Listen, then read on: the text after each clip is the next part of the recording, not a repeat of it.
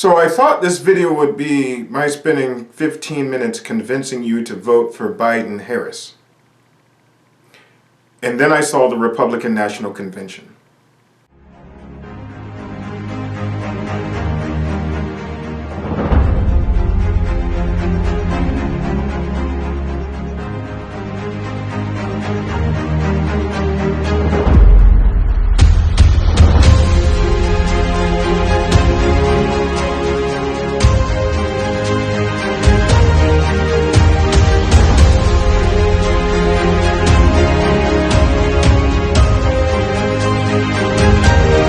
Everybody, welcome back to my channel. This is PoliWhy. I'm your host, Mario Brown. I'm here to talk about all things politics and why you should care.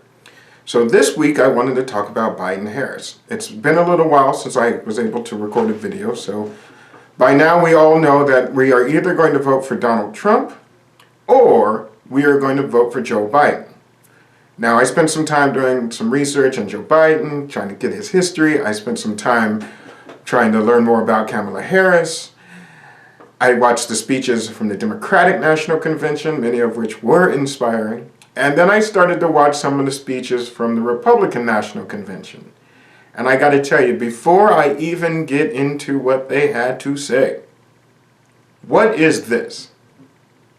I mean, is there any reason why this became the very next meme the very next day? Come on now, she does look like a Power Rangers villain. Oh, and by the way, who's going for the best Fidel Castro impersonation?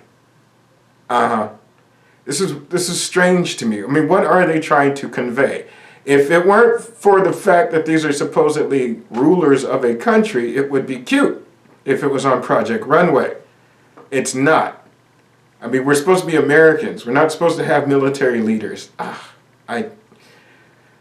And I didn't even see anyone notice this. The vice president, I think, is in the wrong century.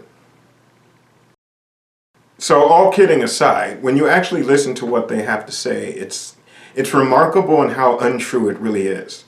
And it's remarkable in how scary it really is. And honestly, folks, I have no idea why anyone would ever think this guy should be president.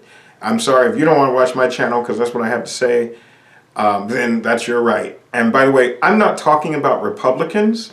As a Democrat, I feel like we need Republicans to bounce our ideas off of. A logical, reasonable society of adult people know how to disagree and how to come to compromise and how to work on things for the betterment of the whole. What we have are babies who are arguing and fussing and fighting and throwing tantrums, and if they don't get what they want, they're going to take their ball and go home. I don't get it. There are plenty of decent Republicans who will fight for a more conservative system of government without being bonkers and without ruining what's left of our society.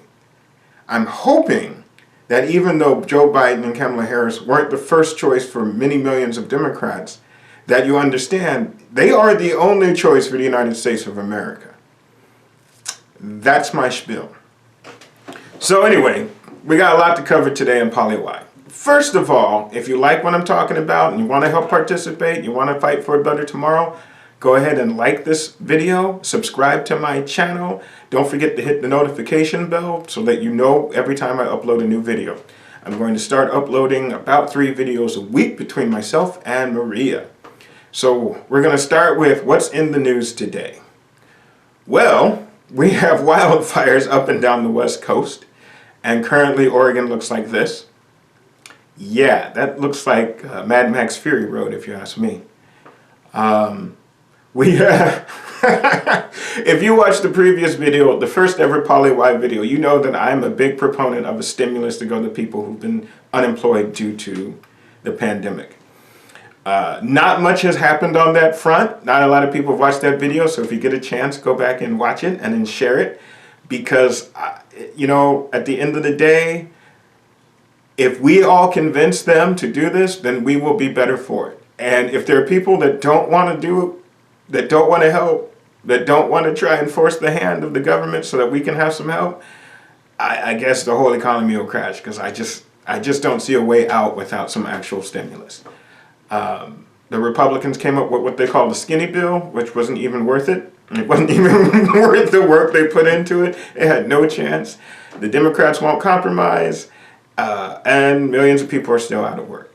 So that's what you get when grown-ups don't talk to each other. And I know people might want to come at me and say, it's this person's fault, that person's fault. At this point, you know, it almost doesn't even matter whose fault it is. We're just dealing with the repercussions. Further in the news today, here on the weekend of September the 11th, the Democrats had their state central committee meet. I don't know if all states are like this, but the Democratic Party is run by a central committee that is voted on in the individual legislative district organizations and the county-wide organizations. And then they all go to the state and meet, I think, 3 times a year now, and discuss the business of the party. And of course, it wouldn't be the Washington State Democrats if Facebook didn't blow up the next day with a whole bunch of noise.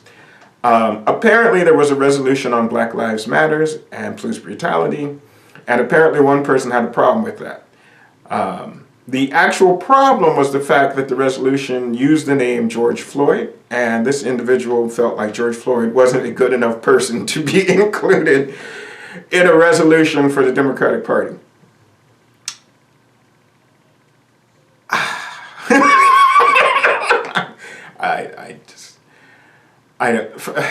So, okay, full disclosure, I am not about policing what people think. When I talk about ending racism, I'm not talking about going into someone's heart or their mind and convincing them to be different. That's between them and their God. When I talk about ending racism, I'm talking about ending the institutional and systemic racism that prevents people from excelling in the society. The rules against who can own property, or the subtle racism that keeps people out of college. I'm not at all talking about some random person I'll never meet in my life and what they personally think. Would it be nice if everyone was relaxed and groovy? Sure. Am I going to spend the rest of my life trying to make everyone relaxed and groovy? No. So this person apparently had a personal opinion. I don't know if that's something that we should go after. I mean, if there are going to be some people with different opinions. Is that worth the kind of time? You tell me in the comments below. I honestly wouldn't. I would just feel sorry for that one person and move on, because the business of the party is greater than that. I understood they censured the individual. It's a volunteer position. I mean, you know, if she doesn't get why it's offensive, then she can quit, or she can not quit. I don't know. If you were at that meeting and you want to share your personal opinion, please do. In fact, if you want to come on next week's show and tell me a little bit about it firsthand, because I just read about it on Facebook, and I'm just flabbergasted. I don't even know. I get why. I guess for me, it's not that it's offensive. I understand why people find it offensive. It's that it's the dumbest thing to have a problem with. I just, not everybody's opinion needs to be spoken out loud. If the resolution is good, the resolution is good. And I want to remind folks, it's a resolution to a state party. It's not a law. It's really a statement of values. And, you know, if we lose the values because you don't like the statement, I guess you have a lot of time on your hands. I don't know. Moving on. All right, it's time for our candidate spotlight. Tonight's candidate spotlight is my very own client, Cassandra Lopez Shaw, who's running here in Snohomish County for Superior Court Judge Position 8. If she wins, she will make history as the first Latino ever elected to the Superior Bench in our county. So the shout out comes from a dear friend of mine, Chuck Rocha. He tweets, "Fight hashtag racism and promote hashtag criminal justice reform by electing better judges. Support this woman of color candidate. Learn more and donate at CassandraForJudge.org. Hashtag BLM, hashtag Latinas, hashtag solidarity." Thank you, Chuck, for that shout out. I think it's important. Not only is my client going to make history, but she, in this particular case, is the better candidate in the race. We are happy today in our very second episode to be blessed with the interview. So for the interview tonight, we have Shasti Conrad. Shasti will be joining us in a second. For those of you who don't know, Shasti Conrad is a former Obama White House staffer. She is a former campaign worker for Bernie Sanders 2016 and for Bernie Sanders 2020. She comes to us tonight as the chair of the King County Democrats. Everybody, welcome Shasti Conrad. Hi Shasti, how are you doing? I'm doing well. You know, I mean, there's a lot going on in the world, and it's heavy, but I'm hanging in. Okay, let's get right into the questions. As a successful woman of color, do you feel as respected as your white male counterparts, or do you still feel like respect is a struggle? It definitely is still, it's still a struggle. As I think I'm the first woman of color chair in King County Democrats history, and the organization turns 50 next year.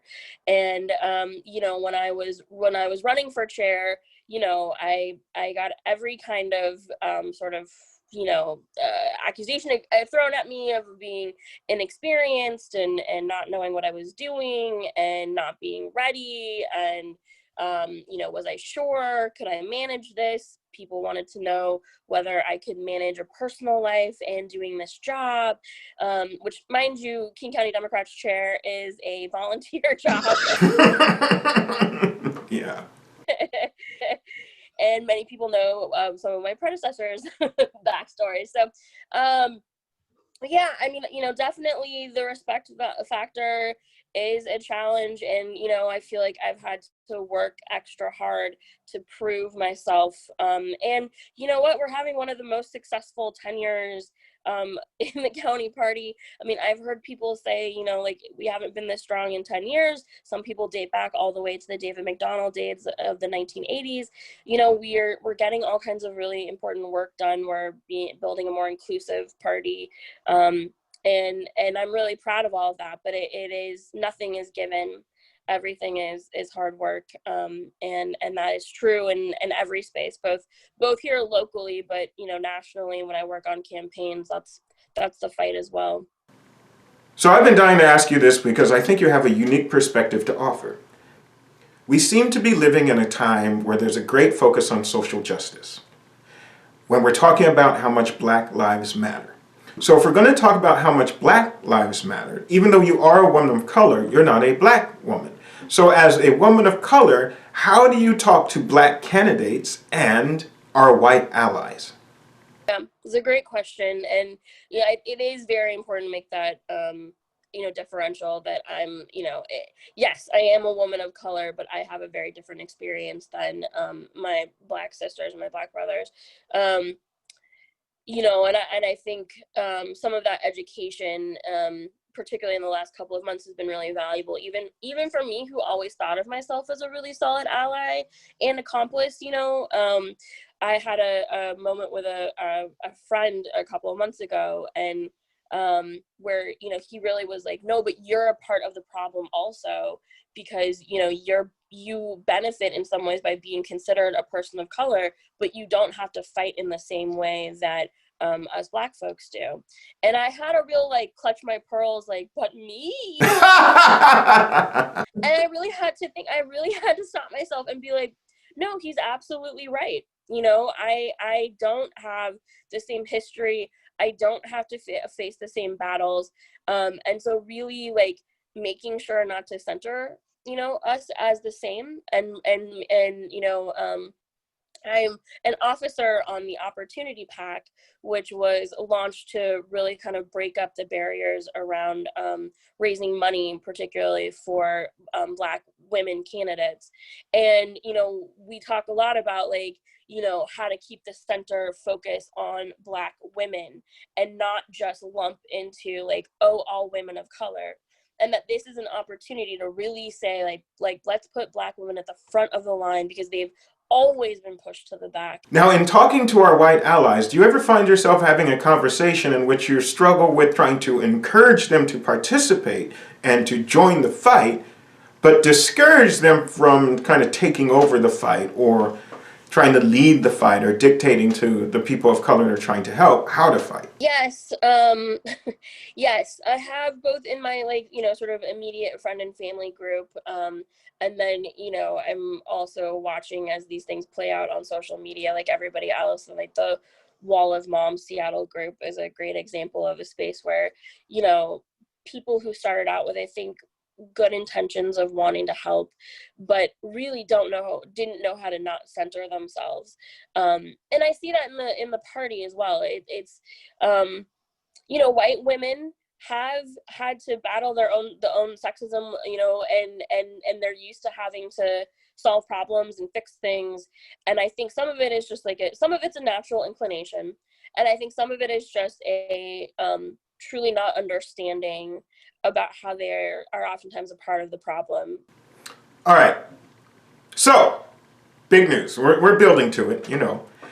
Before we get into the meat of the discussion, tell me a little bit about your experience working on the Bernie Sanders campaign both in 2016 and in 2020. I mean, they were two of the best, like, you know, experiences that I've ever had. I first joined a Bernie campaign in 2016, kind of on a whim. I had left a job in New York. My mom had some health issues, and it was time for me to come home, and I didn't really have a set plan of what I was going to do. And a friend of mine who I'd worked with in the Obama White House had joined the Bernie campaign, and, you know, he was like, you know, come on over, like, just, you know, come do a trip. And so I started doing advance for Bernie, which meant that I traveled on the road with him. So I would help with all of the rallies and events that he was doing, and I did crowd advance, which meant that I managed all the people part of all of those events. So I managed all of the volunteers who would help, which is how, Mario, you and I met. Was doing, it was you know, when you helped for the Seattle rally that year. And you know, I had, because I'd had this experience in DC, I was a bit cynical and jaded about all of it, and I just sort of was like, well, you know, Bernie's running as like a, you know, sort of platform policy candidate, like, you know, they won't let him win, he's not really going to be formidable, but, like, you know, I like his policies.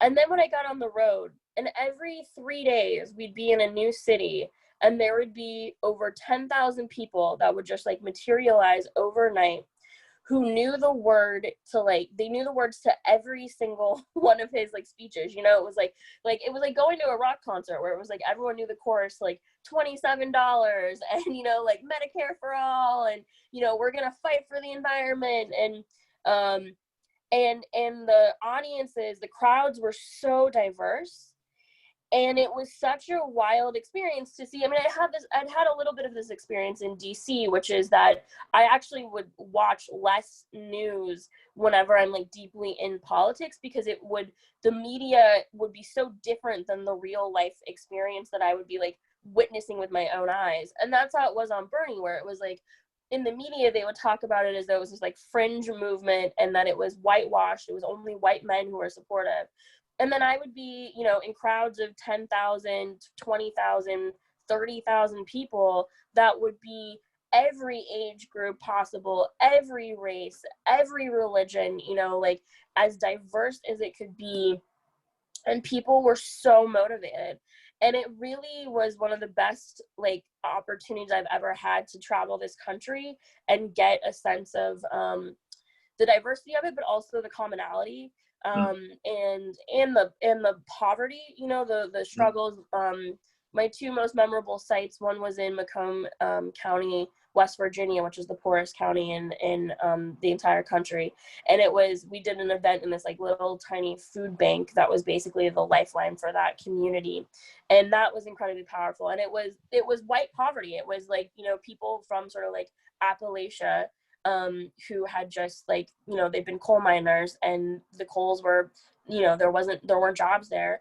And then the next week I was in Gary, Indiana, and it was urban poverty. And, you know, like, I remember driving through the sort of downtown, and, like, there was a school where it looked like bombed out 1940s France in World War II, because there were bricks that had, like, fallen out into the street. You could see you could see inside to see the stairwell. And you know, people were struggling so much. So that experience really changed me and made me a full Bernie supporter, and really believed. And then we almost won, you know, like, we made it. We were formidable. We made it through a whole primary. And you know, I know a lot of people were, like, so heartbroken when that didn't happen. And then I helped out whenever the senator would have political trips. You know, I would go and travel with him, and, you know, help out where I could. And then this time around, I started out as an advanced lead for 2020, and then the job became available to be the national director of surrogates, which meant that I oversaw all of the sort of people who were supporters of Bernie, who would go and speak on behalf of him. And so we had we had over 250 surrogates that ran from, celebrities like, Susan Sarandon and Tim Robbins, and then incredible political leaders like the Squad, so AOC, and then at policy experts like Naomi Klein and Michael Leidy, who helped to write the Medicare for All bill, and then obviously our own Pramila was one of our best surrogates on the campaign, and it was the best. I mean, I loved my job because I got to really work on the content of a lot of the events and on the endorsements, and one of the best parts of Bernie is like it just drew in such artists and creators and really brilliant minds like Cornel West, and I loved it. And we put on concerts, and it was one of the most fun jobs I've ever had. And it was sad when it ended in April. I don't think we were doing so well. We won the first 3 states, and up until this term, if you've won the first 3 states, you go on to win the primary. And so I think that was a shock to the system. We also ended it in the middle of like the sort of start of COVID. And so that was also a pretty shocking sort of way to kind of have everything kind of come to an end in that way. But I was proud of the senator for calling on his supporters and staff to support Biden, and that we needed to be focused on getting Trump out, because I think that is the number one priority. And there were definitely like signs of lessons learned from 2016 that we can't be divisive. There's too much at stake. In your time in the Obama White House, I'm sure you must have encountered Vice President Biden. Can you tell the audience a little bit about your experience with him on a personal level, on a professional level, and any takeaways that you might have? So my origin story with sort of national politics is that I was an intern in the Obama White House in the first class of White House interns in the summer of 2009. And so, after I did that internship, I was like, I want to stay. I want to continue to do this work in the White House. And so the opportunity was presented to start doing advance for Vice President Biden at the time. And so he was the first sort of national political figure that I had ever sort of traveled for and got to see on the road in that way. And he was really kind. He treated staff very well. Every interaction that I would see him have with people was really truly genuine. He always took double, so like in political rallies and whatnot, they work what we call the rope line. So they finish their big speech, they come down off the stage, and then they go and they shake everybody's hand along the front. And we used to always have to do like triple time for Biden. And as staff, we were always like, we gotta go, sir, come on, you got another thing. But he would stop, and he would listen to every story. He would make everybody feel important. And like I think that really means something. And then that was in 2009, 2010, and then I went back and worked at the White House, and then I went on to the 2012 campaign, where I managed all of the briefings from the campaign for all of the principals. And I wrote about this a couple of days ago, about how like you would tell them who they were meeting at the various events, and you'd write a little bio about like you're meeting so and so, who's the CEO of X company or is the grassroots volunteer, blah blah blah. And President Obama always liked sort of like 3 to 4 sentences. He wanted to know like where they were from, like where what their job was, if he'd ever met them. Biden loved as much detail as possible, and he would hold all of it. Like he would remember that their granddaughter had gotten a B or an A plus on the report card, and that he'd met them 7 times, and he loved all of that. And it really did tell me that he is somebody who like genuinely wants to make a real connection. And that's something really special to have in a politician. How do you feel about Senator Harris as the vice president? Yeah, I mean, it's exciting. It's exciting to have, because not only is she, the first Black woman running, but she's also the first South Asian, first Indian. And I think that's very exciting. And it's also nice that she's from the West Coast, because honestly, like having lived on the East Coast, they do forget about us sometimes. And so it is nice to have that. I think it's exciting. I mean, I think, you know, of the parameters with which they were looking for a VP candidate, you know, I think she adds the most momentum and the most energy. I think they'll be a really good match. You know, I think that she's really strong in her skills, you know, of being, you know, a prosecutor and a defender and a lawyer, and you know, like she brings such expertise in that way, and you know, she is, I think, connected to community, so it's exciting. What final words of advice do you have to offer? If you want to have a chance to have any kind of influence at anything, it's got to be Biden and Harris. Like, you can be mad about all the things that they're not doing, which, trust me, I get. I voted no against the DNC platform. I get it. But there's no chance in hell that Trump is going to do anything to help in those areas. There is a chance with Biden and Harris. And so that's why we have to go all in and do this. And here's the thing is that we can't win by a small margin. We have to win by such high margins that there is nothing they could do to fudge those numbers, to lie, to cover up, to make it seem like we get dragged into some sort of like legal dispute that ends up with it going the Republicans' way. Like, we have to win. And so, like, as I watch, I've heard, I think most people get that. Like, there's a lot of fear around, particularly I've found with Biden supporters fearing that like Bernie supporters will not participate. I'm not seeing that. I'm seeing mostly people saying, like, on our side, like, we get it, we're going to do it. But for that small margin of people who are like, oh, I'm in a blue state, it doesn't matter, or, you know, like, whatever, they're going to win anyway, we can't take anything for granted. All right, well, that's all the time we have for tonight. I want to thank Shasti for coming on our show. Shasti, go ahead and say goodbye to everybody. Thanks, everybody. Bye. Bye, Shasti. We greatly appreciate Shasti. She's a real leader. And join us next week when we're going to discuss whether or not you should be the next person to run for office. If you've ever been thinking about running for office and you want to get some tips and tricks, come back next Monday. We'll talk about it. If you have any questions, leave them in the comments below. I'll be sure to answer them as best I can when I shoot that video. And then join us in 2 weeks when we continue the conversation on Black lives and what you can do to make positive change in your community. I also want to talk about the movement and its impact on everything from the riots you see in the streets to the changes you see in our football leagues. Thank you, everybody. I hope you have a great week. I look forward to seeing you again soon. Take care and take care of each other. Signing off.